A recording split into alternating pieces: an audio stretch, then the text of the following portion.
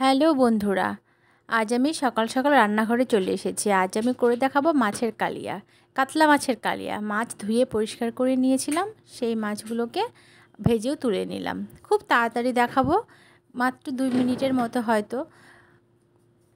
তারপরে মাছ আমি ভেজে তুলে নিলাম। এদিকে পেঁয়াজ, রসুন, কাজু, পোস্ত, 2টো কাঁচা লঙ্কা দিয়ে আমি পেস্ট করে নিলাম।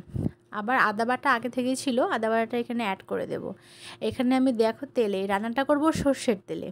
আমি সর্ষের তেল দিয়ে তেজপাতা, একটা শুকনো লঙ্কা আর দালচিনি, ছোটো এলাচ এখানে ফোড়ন দিয়ে দিলাম।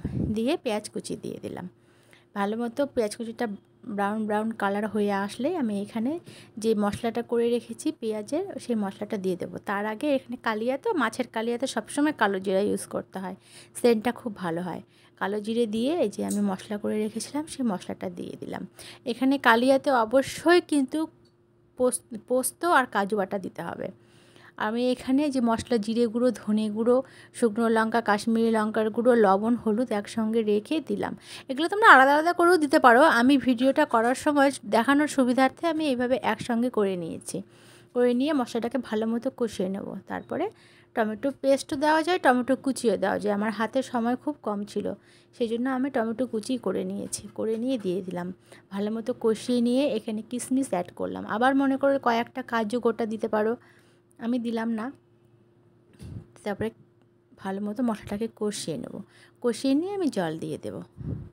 যখন দেখবে মশলা থেকে তেল ছেড়ে দিয়েছে, এই রান্নাটা তোমরা রুই মাছ বা অন্য যে কোনো মাছেই করতে পারো, কিন্তু কালিয়া সবসময় কাতলা মাছেরই খেতে ভালো লাগে। তারপর জল দিয়ে দিলাম। জল দিয়ে আমি মাছগুলো ছেড়ে দেবো একে একে। সব মাছ ছেড়ে দিয়ে সেটাকে ফুটতে দেব কিছুক্ষণ। যে মাছগুলো সব দিয়ে দিলাম এক এক করে। আর মাছগুলো ভালো মতো করে ভেজে নিতে হবে লাল করে। তবে যখন ঝোলটা ফুটে গেল আমি ঢাকা দিয়ে কিছুক্ষণের জন্য রেখে দেব। আলু তো নেই, মাছ তাড়াতাড়ি হয়ে যাবে। তারপরে দেখো, এটা আমি রান্না করার পরে তোমাদের দেখাচ্ছি।